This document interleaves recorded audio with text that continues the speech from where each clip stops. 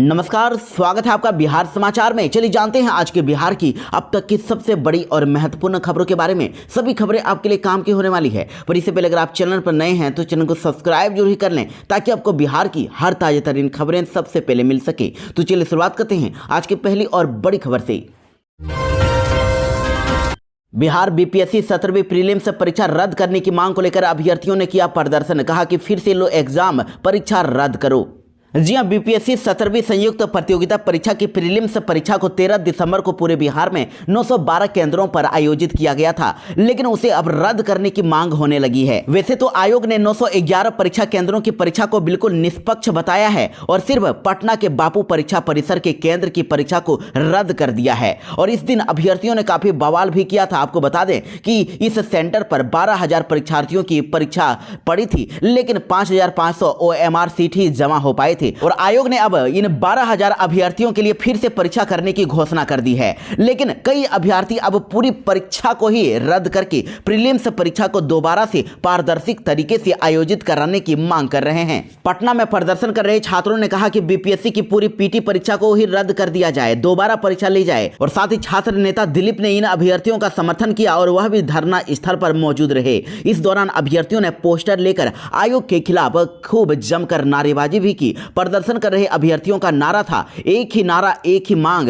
री एग्जाम री एग्जाम। उन्होंने कह दिया है कि यह प्रदर्शन तब तक जारी रहेगा जब तक पूरी परीक्षा को ही आयोग रद्द करने का निर्णय नहीं लेता है। प्रदर्शनकारियों ने कहा कि एक ही पोस्ट के लिए अलग अलग परीक्षा नहीं हो सकती है, इसीलिए पूरी परीक्षा को ही फिर से लिया जाना चाहिए। और हम ये कैसे मान लें कि अगली परीक्षा में सवाल आसान पूछे जाएंगे या हार्ड पूछे जाएंगे। इसलिए छात्रों का कहना है कि पूरी परीक्षा को रद्द करके दोबारा परीक्षा ली जाए, तभी छात्रों के साथ न्याय होगा।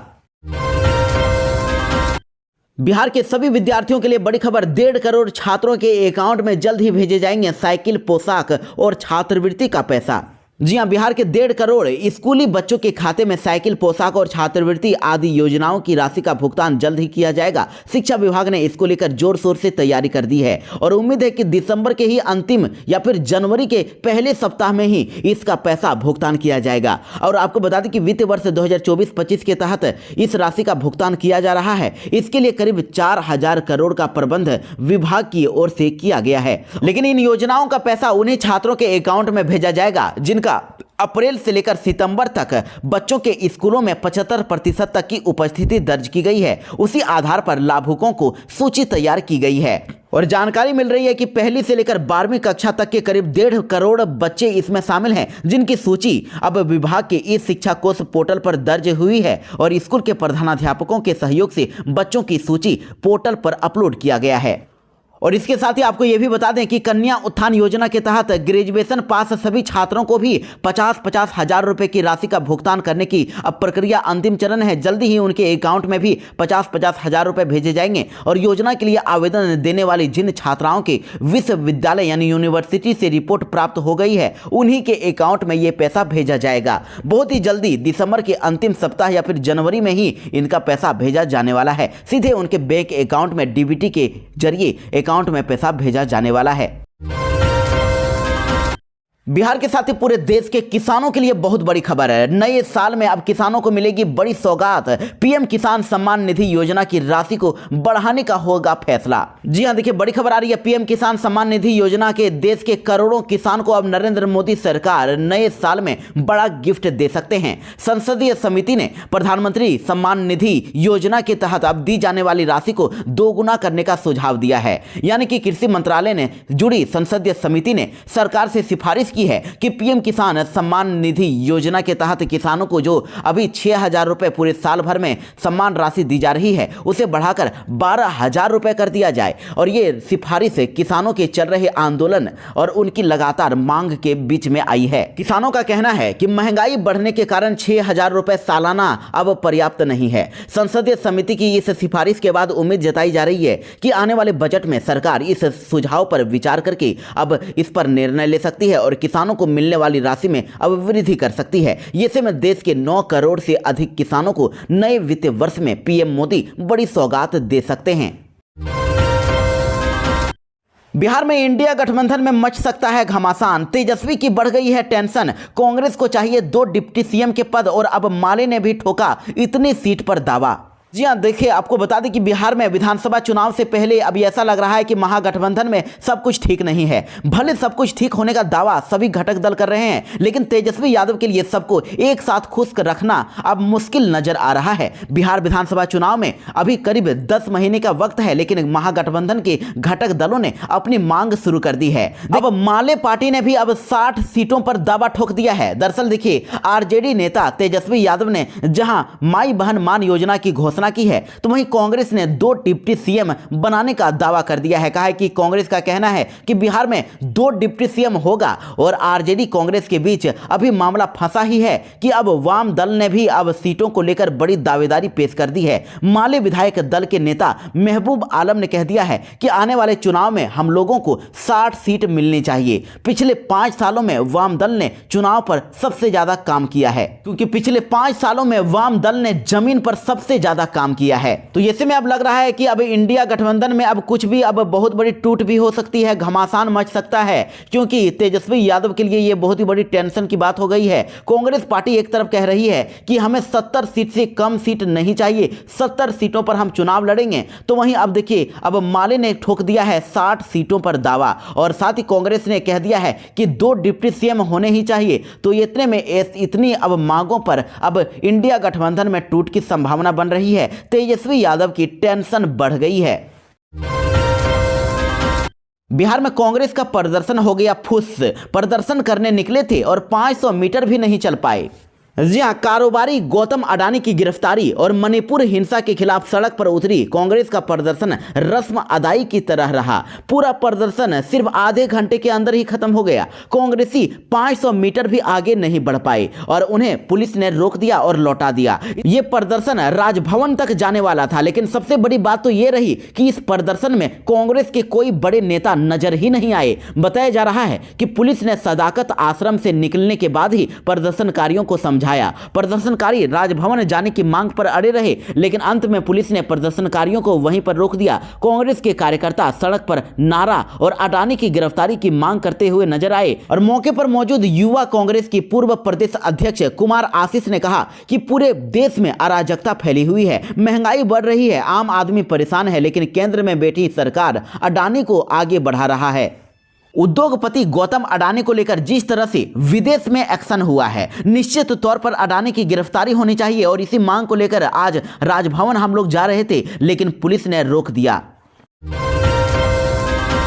बिहार में अब बालू खरीदना होगा आसान, एक कॉल पर मिलेगी बालू, ऑनलाइन भी होगी खरीद बिक्री। जी हाँ, देखिए बिहार में चल रहे निर्माण कार्यों के क्रम में यदि किसी को भी व्यक्ति को अगर बालू अगर चाहिए, तो अब बालू अगर प्राप्त करने में कठिनाई हो रही है या फिर बालू अगर नहीं मिल रही है, तो वैसी स्थिति में संबंधित व्यक्ति अब खनन पदाधिकारी को फोन करके बालू प्राप्त कर सकेंगे। खान एवं भूतत्व विभाग इस व्यवस्था को अब पूरे बिहार में लागू करने की तैयारी कर रही है। इसके लिए जल्द ही अब विभाग खनन पदाधिकारियों के नंबर भी जारी करेगा, जिस पर एक कॉल करने से ही आपको बालू मिल जाएगा। साथ ऑनलाइन बालू खरीद की व्यवस्था भी जल्द ही अब बिहार में लागू कर दी जाएगी और ये जानकारी खान एवं भूतत्व मंत्री सह मुख्यमंत्री विजय कुमार सिन्हा ने दी है। उन्होंने अपने कार्यालय में आयोजित समीक्षा बैठक में ये बात कही। और यही नहीं, उन्होंने ये भी ऐलान कर दिया है कि बिहार के सभी जिलों में अवैध खनन के विरुद्ध शानदार प्रदर्शन करने वाले जिला खनिज विकास पदाधिकारियों और खान निरीक्षकों को पुरस्कृत भी किया जाएगा, उनको इनाम मिलेगा। और जो योद्धा यानी कि कोई भी बिहार के लोग अगर अवैध खनन की सूचना देंगे तो उनके खाते में भी इनाम की राशि ट्रांसफर की जाएगी।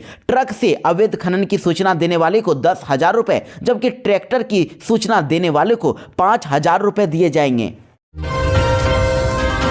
क्या मुख्यमंत्री नीतीश कुमार फिर से मारेंगे पलटी? क्या फिर से करेंगे बड़ा खेला? देखिए, दरअसल आपको बता दें कि एनडीए गठबंधन में बहुत बड़ा घमासान मचने की संभावना नजर आ रही है। मुख्यमंत्री नीतीश कुमार के मुख्यमंत्री पद को लेकर जेडीयू और बीजेपी में अब एक दूसरे के बीच में बयानबाजी शुरू हो गई है। जेडीयू ने बीजेपी को साफ साफ कह दिया है कि नीतीश कुमार ही मुख्यमंत्री रहेंगे। जी हां, दरअसल आपको बता दें कि बिहार विधानसभा चुनाव 2025 में एनडीए का मुख्यमंत्री पद का चेहरा कौन होगा ये अभी तक तय नहीं हुआ है। गृह मंत्री अमित शाह के बयान के बाद तो बिहार की राजनीति में बवाल मच गया है। वहीं बिहार भाजपा नेताओं ने जहां इस मुद्दे पर चुप्पी साध ली है, तो वहीं देखिए सहयोगी दल जेडीयू नेताओं ने साफ कह दिया है कि बिहार में दूसरा कोई फॉर्मूला नहीं चलेगा। दरअसल आपको बता दें कि अमित शाह ने 3-4 दिन पहले एक टीवी शो में बिहार एनडीए को लेकर खास बातें कह दी थी। उनकी पहली बात यह थी कि बिहार में एनडीए के मुख्यमंत्री फेस का फैसला संसदीय बोर्ड और संबंधित दल लेंगे, यानी कि नीतीश कुमार ही मुख्यमंत्री का चेहरा होंगे, ये बिल्कुल तय नहीं है। तो वहीं दूसरी बात उन्होंने ये कही थी कि कोई लाख कोशिश करे एनडीए एकजुट है, यानी कि बीजेपी के बयानों से कहीं ना कहीं यही लग रहा है कि वो नहीं चाहते हैं कि एक बार फिर से मुख्यमंत्री अब बिहार का मुख्यमंत्री नीतीश कुमार बने। तो इसी को अब बयान को लेकर अब काफ़ी ज़्यादा बिहार में अब घमासान मच गया है। देखिए जेडीयू के नेता और नीतीश कैबिनेट के मंत्री रत्नेश सदा ने तो साफ साफ कह दिया है कि बिहार विधानसभा चुनाव चाहे जिस फॉर्मूला पर लड़ा जाए, लेकिन नेतृत्व नीतीश कुमार का ही होगा और बिहार का मुख्यमंत्री नीतीश कुमार ही बनेंगे, दूसरा कोई नहीं बनेगा। उन्होंने कह दिया है कि मुख्यमंत्री की कुर्सी पर कोई भी समझौता नहीं, चुनाव बाद नीतीश कुमार की जगह कोई दूसरा मुख्यमंत्री नहीं बनेगा, ये नामुमकिन है। मुख्यमंत्री तो नीतीश कुमार ही रहेंगे, 2025 में एनडीए का नेतृत्व करेंगे और मुख्यमंत्री भी नीतीश कुमार ही रहेंगे। बिहार में शिक्षा विभाग ने अब कर ली है बड़ी तैयारी। स्कूलों में बच्चे कम और अटेंडेंस अगर अधिक दिखाया तो अब खैर नहीं। जी हां, बिहार में सरकारी स्कूलों में अब किसी भी तरह का फर्जीवाड़ा नहीं चलेगा। बच्चों की उपस्थिति कम होने के बावजूद भी अगर स्कूल उपस्थिति बच्चों की अगर अधिक दिखाते हैं तो अब उनकी खैर नहीं। दरअसल बिहार के शिक्षा विभाग ने स्कूलों में अब छात्रों की उपस्थिति सुनिश्चित करने के लिए एक नया डिजिटल सिस्टम लागू करने की तैयारी कर ली है। इस सिस्टम के तहत अब शिक्षकों को अब टैबलेट दिया जाएगा और बच्चों की हाजिरी उस पर दर्ज करनी होगी। कक्षा में उपस्थिति प्रत्येक बच्चे की तस्वीर भी अपलोड करनी होगी, यानी कि एक सॉफ्टवेयर के जरिए इन बच्चों की तस्वीर ली जाएगी और उसके जरिए ही अटेंडेंस बनाया जाएगा और हाजिरी का मिलान किया जाएगा, ताकि ये सुनिश्चित किया जाए कि जो बच्चे का अटेंडेंस बना है वो कक्षा में उपस्थित है कि नहीं है, उनकी हाजिरी भी दर्ज की गई है कि नहीं। अगर कोई शिक्षक हाजिरी में हेरफेर करने की कोशिश करता है तो फिर सॉफ्टवेयर उसे तुरंत ही पता लगा लेगा। तो इस सिस्टम के लागू होने के बाद अब स्कूलों में बच्चों की उपस्थिति में सुधार होने की उम्मीद है। अब तक कई स्कूलों में बच्चों की उपस्थिति कम होने के बावजूद भी हाजिरी ज़्यादा दिखाई जाती है, लेकिन नए सिस्टम से ये संभव नहीं होगा। पूरे बिहार भर के सरकारी स्कूलों के शिक्षकों को इस सिस्टम का उपयोग करने के लिए ट्रेनिंग भी दिया जाएगा। मार्च तक ही इस सिस्टम को लागू करने की योजना बनाई गई है। तेजस्वी यादव ने मुख्यमंत्री नीतीश कुमार पर फिर से कसा तंज, कहा अलविदा यात्रा पर जाने वाले हैं सीएम नीतीश। जी हां, नेता प्रतिपक्ष तेजस्वी यादव ने मुख्यमंत्री नीतीश कुमार पर जमकर फिर से हमला बोला है। अररिया में उन्होंने कहा कि सीएम प्रगति यात्रा पर नहीं बल्कि अलविदा यात्रा पर जाने वाले हैं। तेजस्वी यादव ने कहा कि मुख्यमंत्री नीतीश कुमार ने तो 2020 के चुनाव में ही पूर्णिया की जनता को संबोधित करते हुए कहा था कि यह उनका अंतिम चुनाव है, लेकिन आरजेडी के कारण ही वो फिर से मुख्यमंत्री बने। उन्होंने कहा कि नीतीश कुमार ने पिछली बार आरजेडी के साथ गठबंधन करके चुनाव में जीत हासिल की थी। बिहार की जनता ने एनडीए गठबंधन को पिछली बार ही नकार दिया था। सीएम की प्रगति यात्रा में 2 अरब 25 करोड़ 78 लाख रुपए खर्च होने वाले हैं। मुख्यमंत्री को ऐसी क्या जरूरत पड़ गई है कि करोड़ों रुपए खर्च करके जनता से वो संवाद करेंगे। तेजस्वी यादव ने कहा कि मुख्यमंत्री को पता है कि इस बार उनकी पार्टी जेडीयू को पिछली चुनाव से भी कम सीटें आने वाली है और जिसको बीजेपी वाले कभी बर्दाश्त नहीं करेंगे। उनके पास से मुख्यमंत्री का पद जाना निश्चित है और इस कारण से नीतीश कुमार पहले से ही अलविदा यात्रा पर हैं। बिहार के शिक्षकों को मिला एक और टास्क। अब हेडमास्टर गार्जियन को फोन करेंगे और शिक्षक आमंत्रण पत्र देंगे। जी हां, शिक्षा विभाग सरकारी स्कूलों में बेहतर माहौल बनाने के लिए प्रयास कर रहा है। इसी कड़ी में अब देखिए हर महीने हर हाल में अभिभावक शिक्षक संगोष्ठी कराने के लिए कहा गया है, यानी कि प्रधानाध्यापकों और शिक्षकों से कहा गया है कि हर महीने अभिभावकों यानी गार्जियन से संपर्क करें और उन्हें फोन करके उनको स्कूल में आमंत्रित करें। बिहार सरकार ने विद्यार्थियों के लिए किया बड़ा ऐलान। कहा इंटर और मौलवी पास युवाओं को मिलेगा बेरोजगारी भत्ता। जी हां, देखिए इंटर और मौलवी पास युवाओं को अब 2 साल तक बिहार सरकार बेरोजगारी भत्ता देने जा रही है। 20 से 25 साल के छात्र छात्राओं को रोजगार तलाशने के लिए अब नीतीश सरकार 1000 रुपए हर महीने बेरोजगारी भत्ता देगी। मुख्यमंत्री निश्चय स्वयं सहायता भत्ता योजना के तहत यह लाभ बिहार के युवाओं को मिलेगा और इस योजना के तहत विद्यार्थियों को टोटल मिलाकर साल भर में 24,000 रुपए की राशि दी जाएगी। इस योजना का लाभ उठाने के लिए बस उनको आवेदन करना होगा और आवेदन की प्रक्रिया शुरू हो गई है। योजना का लाभ उठाने के लिए विद्यार्थी को इंटर या फिर मौलवी का प्रतियाग प्रमाण पत्र यानी कि CLC, SLC या फिर MLC उस आवेदन के साथ लगाना होगा। इसके साथ ही मैट्रिक का मार्कशीट, इंटर या फिर मौलवी मार्कशीट, आधार कार्ड, स्थायी निवासी प्रमाण पत्र, बैंक पासबुक और आवेदक का एक पासपोर्ट साइज फोटो आवेदन के साथ जमा करना होगा। और इस योजना की अगर पूरी जानकारी अगर आप लेना चाहते हैं या आवेदन करने में अगर कोई परेशानी है तो आप कार्यालय दूरभाष नंबर 7858872903 या फिर 0631405512 पर कॉल करके जानकारी ले सकते हैं।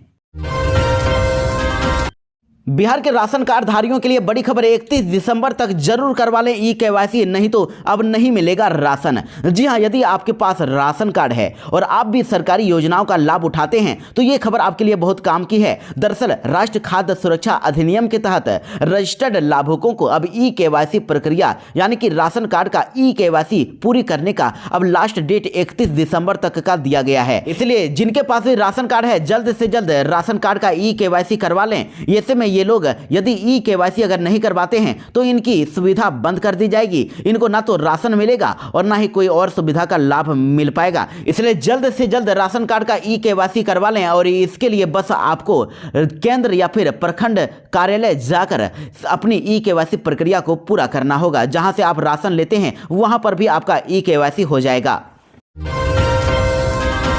बिहार के राजगीर में बनेगी फिल्म सिटी। नीतीश सरकार ने केंद्र से मांगे 200 करोड़ रुपए। जी हां, बिहार में नालंदा जिले के ऐतिहासिक नगरी राजगीर में फिल्म सिटी का निर्माण किया जाएगा। यहां क्षेत्रीय, राष्ट्रीय और अंतर्राष्ट्रीय फिल्मों का निर्माण हो सकेगा। इसके लिए राज्य की नीतीश सरकार ने केंद्र की नरेंद्र मोदी सरकार से 200 करोड़ रुपए की मांग की है और डिप्टी CM सह कला एवं संस्कृति मंत्री विजय कुमार सिन्हा ने भी यह जानकारी दी। उन्होंने कहा कि बिहार में फिल्म सिटी के अलावा फिल्म टेलीविजन संस्थान और राष्ट्रीय नाट्य विद्यालय का एक चैप्टर भी खोला जाएगा। राजगीर में फिल्म सिटी प्रस्तावित है। इसके लिए 200 एकड़ की जमीन की आवश्यकता है और केंद्र सरकार से फिलहाल 200 करोड़ रुपए की मांग की गई है। फिल्म सिटी बनने के बाद स्थानीय स्तर पर बड़े पैमाने पर कलाकारों और अन्य लोगों को रोजगार भी मिलेगा। बिहार में शिक्षा विभाग के अपर मुख्य सचिव S सिद्धार्थ ने बिहार के 12 शिक्षकों को किया सम्मानित। प्रशस्ति पत्र देकर बताया टीचर ऑफ द मंथ। जी हां, बिहार शिक्षा विभाग ने अब एक नई पहल की शुरुआत कर दी है। इस पहल के तहत अब उत्कृष्ट कार्य करने वाले शिक्षकों को टीचर ऑफ द मंथ यानी महीने का सर्वश्रेष्ठ शिक्षक के सम्मान से सम्मानित किया जा रहा है। शिक्षा विभाग ने तो बिहार के अलग अलग जिलों के टोटल 12 शिक्षकों को टीचर ऑफ द मंथ का अवार्ड भी दे दिया है। इस संबंध में सभी शिक्षकों को विभाग की ओर से प्रशस्ति पत्र जारी किया गया है। नवंबर महीने में बेहतर काम करने वाले शिक्षकों को यह सम्मान दिया गया है। अमित शाह ने कहा कि अंबेडकर अंबेडकर अंबेडकर एक फैशन हो गया है। तो देखिए, अमित शाह के बयान पर तेजस्वी यादव काफी भड़क गए। उन्होंने बड़ा हमला बोल दिया। जी हां, दरअसल केंद्रीय गृह मंत्री अमित शाह राज्यसभा में खूब कांग्रेस और विपक्ष के नेताओं पर जमकर निशाना साधे। अमित शाह ने कहा कि अभी एक फैशन हो गया है, अंबेडकर अंबेडकर अंबेडकर अंबेडकर। इतना नाम अगर भगवान का लेते तो 7 जन्मों का स्वर्ग मिलता। अमित शाह के इस बयान पर ही देखिए अब बिहार के पूर्व उप मुख्यमंत्री और नेता प्रतिपक्ष तेजस्वी यादव काफी भड़क गए हैं। उन्होंने बीजेपी और RSS पर हमला कर दिया है। तेजस्वी यादव ने सोशल मीडिया X पर अमित शाह के बयान वाले वीडियो को पोस्ट करते हुए लिखा है कि बाबा साहेब आंबेडकर के चाहने वालों को स्वर्ग नहीं स्वर ही अवश्य चाहिए। संविधान के शिल्पकार के प्रति ऐसी घृणित सोच बीजेपी और RSS की पाठशाला से ही पनपती है। और तेजस्वी यादव ने अमित शाह की ओर से दिए गए बयान की न सिर्फ निंदा की है बल्कि कहा है कि इसके लिए गृह मंत्री माफी मांगे। बिहार के आरजेडी नेता और पूर्व मंत्री शिवचंद्र राम ने दिया विवादित बयान। कहा, जो बाबा साहेब का अपमान करेगा उसकी अर्थी से कफन छीन लेंगे। केंद्र गृह मंत्री नहीं पागल मंत्री हैं अमित शाह। जी हां, देखिए बड़ी खबर आ रही है केंद्र गृह मंत्री अमित शाह को लेकर। राष्ट्रीय जनता दल यानी आरजेडी के नेता और बिहार के पूर्व मंत्री शिवचंद्र राम ने विवादित बयान दे दिया है। उन्होंने अमित शाह को पागल मंत्री कह दिया है और कहा कि जो बाबा साहेब भीमराव अंबेडकर को अपमान करेगा उसकी अर्थी से कफन छीन लेंगे। शिवचंद्र राम ने पटना स्थित आरजेडी प्रदेश कार्यालय में प्रेस कॉन्फ्रेंस के दौरान ये बात कह दी है। उन्होंने आगे कहा कि राज्यसभा में केंद्र गृह मंत्री अमित शाह ने कहा था कि अंबेडकर करना इन दिनों फैशन हो गया है। इतना नाम अगर भगवान का लेते तो 7 जन्मों तक स्वर्ग मिलता। तो अमित शाह के इसी बयान को लेकर अब बिहार में सियासत गर्मा गई है। बिहार के पूर्व मंत्री शिवचंद्र राम ने कहा है कि केंद्र गृह मंत्री अमित शाह के बयान का आरजेडी घोर निंदा करती है और उनके इस बयान से देश की 90% आबादी मर्माहत हुई है। उन्होंने तो यहां तक कह दिया कि अमित शाह देश के गृह मंत्री नहीं बल्कि देश के पागल मंत्री हैं। और साथ ही उन्होंने चिराग पासवान और जीतन राम मांझी पर भी हमला बोला। उन्होंने कहा कि बाबा साहेब का जब अपमान हो रहा था तब सदन में चिराग और जीतन राम मांझी भी हंस रहे थे। इन दोनों नेता सिर्फ अपने परिवार के लिए ही जीते हैं। इन दोनों को दलित और महादलित से कोई मतलब नहीं है। जेडीयू पार्टी ने मोहम्मद शकील बुल हसन को दी बड़ी जिम्मेदारी। 2025 के चुनाव में निभाएंगे अहम भूमिका। जी हां, देखिए बड़ी खबर है। मोहम्मद शकील बुल हसन को जेडीयू अल्पसंख्यक प्रकोष्ठ का प्रदेश सचिव बनाया गया है, जिस पर जेडीयू प्रकोष्ठ में खुशी की लहर है और उन्होंने जेडीयू के राष्ट्रीय अध्यक्ष नीतीश कुमार सहित अन्य नेताओं का आभार प्रकट किया है। मोहम्मद शकील बुल हसन को जेडीयू का निष्ठावान नेता माना जाता है और उनसे 2025 के चुनाव में पार्टी की बड़ी उम्मीदें भी है। अब ये जेडीयू के अल्पसंख्यक वोटों को टारगेट करेंगे। बिहार में मौसम विभाग ने जारी किया भीषण ठंड को लेकर अलर्ट। कहा कि बिहार में आज लोग सावधान रहें। जी हां, दरअसल बिहार में शीतकालीन का प्रकोप कम नहीं हो रहा है और अभी जनवरी तक कपकपाने वाली ठंड रहेगी। मौसम विभाग ने आज 17 जिलों में शीतलहर और कोहरे को लेकर अलर्ट भी जारी कर दिया है। उत्तर पश्चिम भारत में शीतलहर का असर अब बिहार में देखने को मिलेगा और भीषण ठंड को देखते हुए आपदा विभाग ने टोल फ्री नंबर भी जारी कर दिया है। मौसम विभाग का कहना है कि 5 से 7 दिनों तक बिहार में भीषण शीतलहर की संभावना है और इसीलिए अब बिहार के लोगों को सावधान रहना होगा। और खास करके अगर आप पश्चिमी चंपारण, सारण, सिवान, बक्सर, पटना, शेखपुरा, नालंदा, जहानाबाद, मुजफ्फरपुर, वैशाली, दरभंगा, बेगूसराय, समस्तीपुर, मधेपुरा, जमुई, भागलपुर और कटिहार के रहने वाले हैं तो आपको सबसे ज्यादा सावधान रहना होगा। यहाँ पर रात और सुबह में घना कोहरा छाया रहने की उम्मीद है, इसलिए लोगों को सावधान रहने की सलाह दी गई है। और अगर किसी भी प्रकार की अगर सहायता की जरूरत है तो आप आपदा प्रबंधन विभाग के राज्य आपातकालीन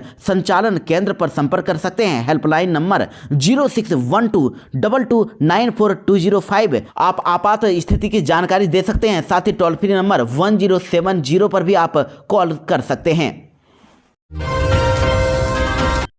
पप्पू यादव ने गृह मंत्री अमित शाह पर लगाया गंभीर आरोप। जी हां, देखिए पूर्णिया में निर्दलीय सांसद राजेश रंजन उर्फ पप्पू यादव ने भाजपा पर मुद्दों की राजनीतिकरण का आरोप लगाया है। उन्होंने केंद्रीय गृह मंत्री अमित शाह पर विभाजनकारी राजनीति करने का आरोप लगाया है। मीडिया से बातचीत करते हुए उन्होंने कहा कि ये लोग तो कब्रिस्तान, शमशान, ईद, बकरीद, जिन्ना और पाकिस्तान जैसे मुद्दों को लेकर राजनीतिक लाभ अर्जित करने का प्रयास कर रहे हैं और हर चुनाव के वक्त ये मुद्दे फिर से उठाए जाते हैं ताकि लोगों के बीच नफरत फैलाई जा सके और एक विभाजन हो ताकि वोट बैंक की राजनीति हो सके। पप्पू यादव ने यहां तक कह दिया कि आप देखिए, जब बीजेपी के नेता हरियाणा जाते हैं तो जाट को, पंजाब जाते हैं तो सिख को, महाराष्ट्र जाते हैं तो मराठी को, यूपी और बिहार जाते हैं तो यादव को, और इन सबको यह अपने हिसाब से ढालने की कोशिश करते हैं। हर राज्य में अलग अलग मुद्दे खड़े किए जाते हैं ताकि हर जगह धर्म और जाति के नाम पर चुनावी फायदे की राजनीति हो। ये जो काम है यह किसी भी देश या समाज में स्थिरता नहीं ला सकता, इसलिए यह समाज को और भी अधिक विभाजित करता है यहाँ पर हमारे नेताओं का ध्यान केवल धर्म, जाति और नफरत फैलाने पर है। ऐसे में हम कैसे आगे बढ़ सकते हैं। बिहार के मुजफ्फरपुर शहर के अखाड़ा घाट पुल के समानांतर एक और उच्च स्तरीय पुल का निर्माण होने वाला है, जिसके लिए पुल बनाने के लिए उजड़ रही है 70 साल पुरानी बस्ती। तो लोगों ने कहा कि हमें दूर न कीजिए, भूखे मर जाएंगे सरकार, हमें यहीं रहने दीजिए। देखिए, दरअसल आपको बता दें कि अखाड़ा घाट पुल के बगल में एक स्लम बस्ती है, जिसमें 100 से अधिक घर हैं और बच्चे और बुजुर्ग मिलाकर करीब 800 से अधिक लोग यहाँ रहते हैं। ये लोग यहाँ करीब 70 साल से रह रहे हैं। तो नए पुल के निर्माण के लिए इन्हें अब दूसरे जगह पर शिफ्ट करने की प्लानिंग है। सरकार इन्हें रहने के लिए जगह देगी, पर स्लम बस्ती में रहने वाले के अनुसार सरकारी की तरफ से दी जाने वाली जगह पर वो अब रहने को तैयार नहीं है। उनका कहना है कि मिलने वाली जगह रहने लायक नहीं है। उनका कहना है कि जहां पर जमीन मिल रही है वहां रोजी रोजगार नहीं मिल पाएगा, भूखे मर जाएंगे, हमें यहीं रहने दें। वैसे जानकारी के लिए आपको बता दें कि अखाड़ा घाट पुल पर हर दिन जाम लगता है। खासतौर पर लग्न और पर्व में इस पुल में गुजरना काफी मुश्किल हो जाता है और गाड़ियों की लंबी कतार और स्कूली बच्चों से निकलकर एम्बुलेंस तक यहां पर फंसी रहती है। स्थिति ये हो जाती है कि पुल पर पैदल निकलना भी मुश्किल हो जाता है और 0 माइल की ओर आने वाली लोग 3-4 किलोमीटर घूमकर दादर पुल बेरिया होकर शहर में आते हैं, जिसको लेकर इस पुल का निर्माण हो रहा है। और केंद्र सड़क निधि योजना से बनने वाले पुल की मंजूरी मिलने के साथ ही राशि की भी अब स्वीकृति दे दी गई है। 600 मीटर लंबे पुल के निर्माण पर 42 करोड़ 77 लाख रुपए खर्च होने वाले हैं। बिहार में लापरवाही की सारी हदें हो गई पार। स्टेशन मैनेजर ने जिंदा महिला का जारी कर दिया डेथ मेमो, मच गया हड़कंप। जी हां, बिहार में लापरवाही की सारी हदें पार करके एक जीवित महिला के ही पोस्टमार्टम का फरमान जारी कर दिया गया। इस आदेश के बाद जिसने भी इसे सुना वो दंग ही रह गया। पूरा मामला बिहार के अररिया जिले का है। यहाँ फारबिसगंज रेलवे स्टेशन पर रेलवे प्रबंधन की ओर से ऐसी लापरवाही की गई है। स्टेशन प्रबंधन ने बिना किसी जांच पड़ताल के ही जीवित महिला को मृत मानते हुए आरपीएफ जीआरपी को पोस्टमार्टम के लिए मेमो भेज दिया और महिला कई घंटे तक कंबल में लिपटी पड़ी थी और स्टेशन के अधिकारी ने उसे मृत घोषित करते हुए पोस्टमार्टम की तैयारी करने का निर्देश दे दिया। जानकारी के लिए आपको बता दें कि सोमवार देर शाम को आरपीएफ के साथ जब जीआरपी पोस्टमार्टम के लिए उसे लेने पहुंची तो महिला जिंदा मिली और किसी की मदद की राह दिख रही थी। महिला को जब पोस्टमार्टम के लिए उठाकर ले जाने की कोशिश की गई तो महिला उठ के खड़ी हो गई। मृत महिला के उठकर खड़ा होने के बाद वहां मौजूद लोगों में हड़कंप मच गया। महिला के जिंदा होने की खबर जब स्टेशन प्रबंधन को मिली तो वो भी दंग रह गए और उन्हें अपनी गलती का एहसास हुआ। पटना में बीपीएससी परीक्षा केंद्र पर हुई थी एक अधिकारी की मौत, तो अब परिवार ने सरकार से कर दी बड़ी मांग। जी हां, दरअसल आपको बता दें कि बिहार में 13 दिसंबर को बीपीएससी 17वीं की प्रारंभिक परीक्षा हुई थी। इस दौरान पटना के एक परीक्षा केंद्र पर दिल का दौरा पड़ने से यानी हार्ट अटैक से एक अधिकारी की मौत हो गई थी। तो अब मृत अधिकारी के परिवार के सदस्यों ने मुआवजे के अलावा सरकारी नौकरी देने की भी मांग कर दी है। और वहीं देखिए, पटना के जिलाधिकारी चंद्रशेखर सिंह ने तो अभी एक बता भी दिया है कि मृतक अधिकारी राम इकबाल सिंह बिहार विद्यालय परीक्षा समिति यानी बीएसईबी द्वारा नियुक्त संविदा कर्मचारी थे और बापू परीक्षा केंद्र पर अपर परीक्षा अधीक्षक के रूप में प्रतिनियुक्त उनकी की गई थी। पर परिवार के सदस्यों की ओर से अब दिए गए आवेदन को आगे भेज दिया गया है ताकि उन्हें आवश्यक और पर्याप्त मुआवजा मिल सके। नीति आयोग ने बिहार के सभी प्रस्तावों पर लगाई मुहर, बदल जाएगी अब इन जिलों की सूरत। जी हां, बिहार के लोगों के लिए बहुत बड़ी खुशखबरी है। अब बिहार के पिछड़े जिलों की सूरत बदलने वाली है। नीति आयोग ने बिहार सरकार के द्वारा पिछड़े जिलों को लेकर भेजे गए सभी प्रस्तावों पर अब अपनी मुहर लगा दी है और योजना एवं विकास विभाग की बैठक में मुख्य सचिव अमृतलाल मीणा ने इसकी जानकारी दी है। दरअसल आपको बता दें कि आकांक्षी जिला कार्यक्रम के तहत 5 क्षेत्रों स्वास्थ्य एवं पोषण, शिक्षा, कृषि एवं जल संसाधन, वित्त समावेशन एवं कौशल विकास और आधारभूत संरचना जैसे क्षेत्रों में अब बिहार के 13 जिलों अररिया, औरंगाबाद, बांका, बेगूसराय, गया, जमुई, कटिहार, खगड़िया, मुजफ्फरपुर, नवादा, पूर्णिया, शेखपुरा और सीतामढ़ी जिले में जो भी अब समस्याएं हैं अब सभी का निदान किया जाएगा। नीति आयोग ने बिहार के सभी प्रस्तावों पर मुहर लगा दी है। इनकी अब सभी समस्याओं का अब सबका समाधान किया जाने वाला है। बिहार के अपर मुख्य सचिव एस सिद्धार्थ ने किया बड़ा अहम फैसला। जनवरी से यूनिवर्सिटी और कॉलेजों में दिखेगा बड़ा बदलाव। जी हाँ, राज्य के विश्वविद्यालयों और महाविद्यालय यानी कि यूनिवर्सिटी और कॉलेज में संचालित किए जा रहे स्ववित्त पोषित और व्यावसायिक पाठ्यक्रमों से संबंधित आधारभूत संरचना की अब जांच होगी। शिक्षा विभाग की टीम के द्वारा जनवरी से ये जांच की शुरुआत की जाएगी और इसके लिए शिक्षा विभाग के अपर मुख्य सचिव डॉक्टर एस सिद्धार्थ ने टीम गठित करने का निर्देश भी उच्च शिक्षा निदेशालय को दे दिया है।